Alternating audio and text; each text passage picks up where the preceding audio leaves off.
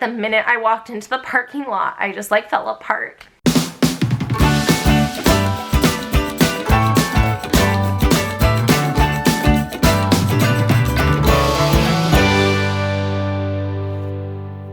Hey guys, I wanted to jump on. I don't know if anyone's noticed, I've been absent off of YouTube for a little while. It's hard to explain. It's not hard to explain. I just don't want to.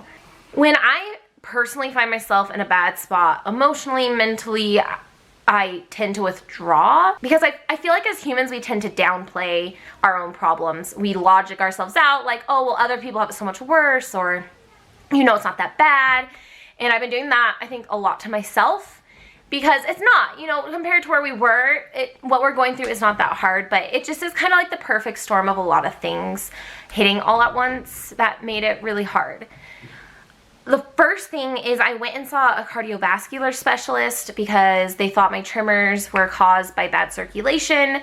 And I went, you know, I drove 2.5 hours to the specialist. They ran tests. The ultrasound tech, I think it was, gave me a lot of hope that it was possibly this one issue. And while there wasn't a cure, I was like, well, at least I'll know and like I'll be able to figure out, you know, the rest of my life. So like my expectations and my hopes were built so high. And then I went in to the doctor and he was like, you do not have that. That is not a thing. That is not causing your tremors. And I can't even tell you how soul crushing that moment was for me. Like I literally in my head was like, okay, we are not gonna cry in the doctor's office. We are gonna wait till we're outside the building. You can wait to cry, like be okay now and then have your moment later. And like that's exactly what I did. Like the minute I walked into the parking lot, I just like fell apart. And like Greg couldn't even come with me because of the world right now, and he wasn't, you know, he was 2.5 hours away, and it was really lonely and really hard. It's just, my tremors have been bad. I go through bad spurts and good spurts, and they've been really bad lately. The longer we go without answers, the harder it is. Like, I want to plan my future.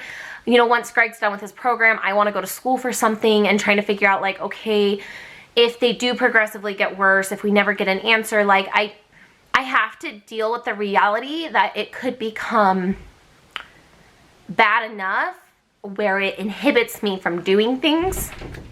And that's really scary. Like, that's really scary.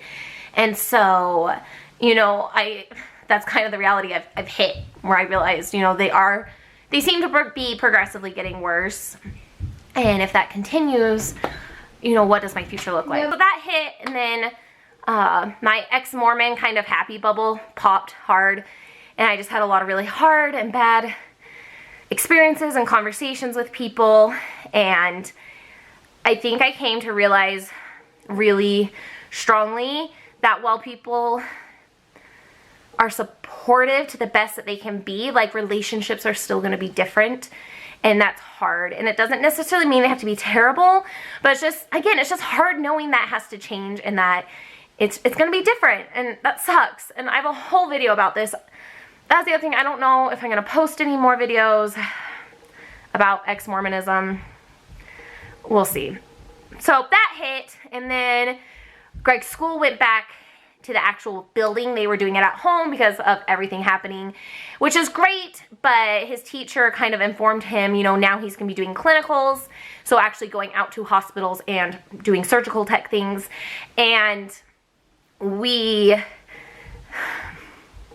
can't figure out a schedule that will make it work. I get 2 days off, but one day he would have to be in class for lab, and then one day he could do clinicals. And so he'd only be able to do clinicals 1 day a week, and his teacher was basically like, you're never gonna get through if you don't do clinicals like 2 to 3 times a week. And so it's been really stressful trying to figure out how are we gonna do this with our kids and me working, and who knows if the kids are going back to school in the fall. Like, we don't know how this is gonna look or how this is gonna play out. And I'm in a really high stress job, and so that's just really stressful. And it's just been a lot all at once. And again, it's made me want to kind of hermit myself. So it's been really hard to feel motivated to do YouTube. between the tremors thing and trying to balance scheduling with Greg and me working and our kids was just so incredibly stressful. Oh, see, when you say it all out loud, it doesn't even sound that bad. I just sound whiny. This is why I haven't done a YouTube video. Like, because it just sounds stupid. Like, it sounds like, oh, your schedule's rough. That sucks.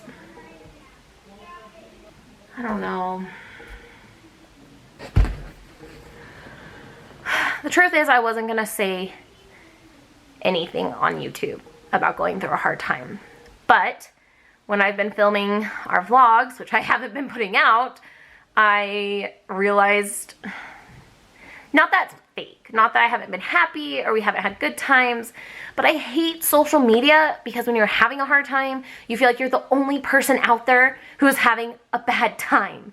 Like, you're like, why is my life so hard and so stressful and so frustrating, and all these people out here have such great, perfect, easy lives? And I never wanted my YouTube channel to be that way, because I hate that.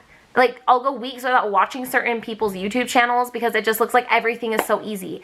And it makes me feel, like, bad. It makes me feel like, well, where did I mess up in my life that at this point I'm not living my ideal life?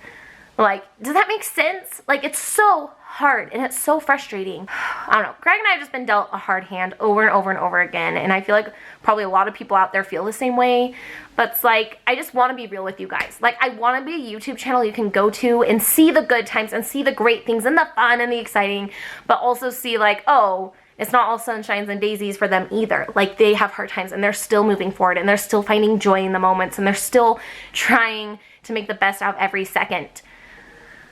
And that's what I want. That's what I want to see. I want you to know things are hard. You know, like, our life isn't perfect.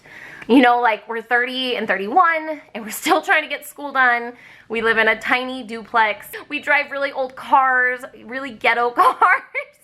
Like, we live below the government poverty line. Like, this is real life. And I feel like it needs to be shown more, because I bet good money I'm not alone in a lot of these things, even though, like, everyone on social media, I feel like, has these, like, huge houses and ginormous lives, and it's easy to feel like you messed up. But anyways, we are finding joy in the journey. There is happy mixed in with all the stress. There is hope.